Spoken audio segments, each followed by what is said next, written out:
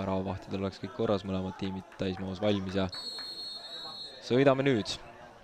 Uus EM-valiksari Eesti U21 koondise jaoks on alguse saanud ja selle vahelt, kas siit tuleb Senderdus Karissolasse esimese hooga mitte, murtakse ise. Nüüd pannakse Senderdus teele, pall päris ohtlikult põrkab seal, aga info on edastanud, siis katsun sellega ülekandesse anda.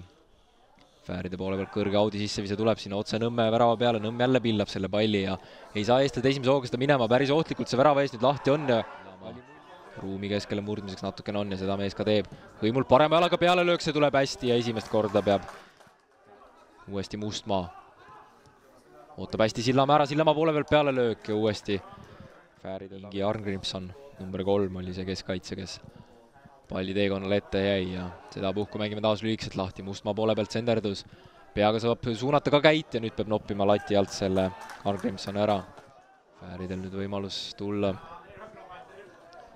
Öögaard palliga triblab, ollakse karistusalas, Nõmm nüüd püüab ja püüab selle hästi. Ei näinud kaitsemängija sellel suuremat mõtet.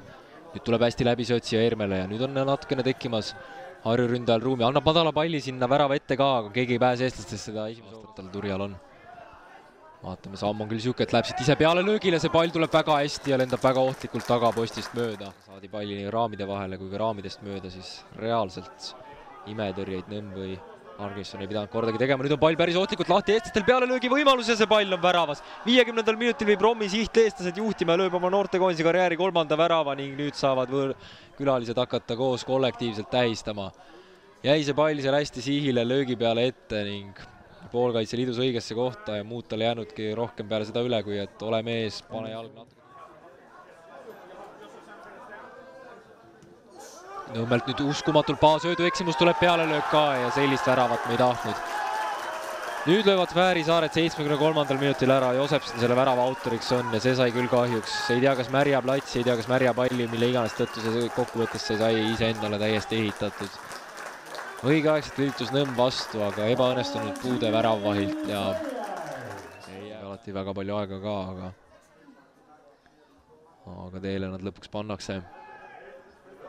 Taaskord pikali tuleb peale löök ja nüüd jääb käit hästi seal oma näoga ette, uuesti peale löök ja Nõmm saab selle tõrjutud.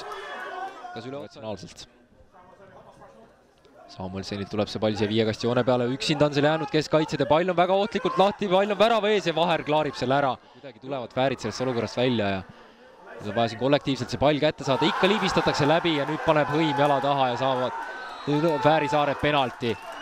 Kuidas piiratakse praegu Türkmen ära ja antaksegi 11 meetri karistuslöök eestlaste kahjuks Fääride kasuks. Samuelsen hoogu võtab, palli taga on, selle palli paremale poole naelutab ja Fääri Saared lähevad 2-1 ette. 5. üleminutil saab Samuelsen penaltist värava kätte ja Fäärid asuvad kollektiivselt kogu pingiga tähistama ning on asunud 2-1 juhtseisu sedavõrd hilises faasis. Suppilt vise, Fäärid uuesti vahel. Ja see kohtumine on lõppenud, 5 üleminutit mängitud, Fääri Saared 2, Eesti 1, niivõrd hilises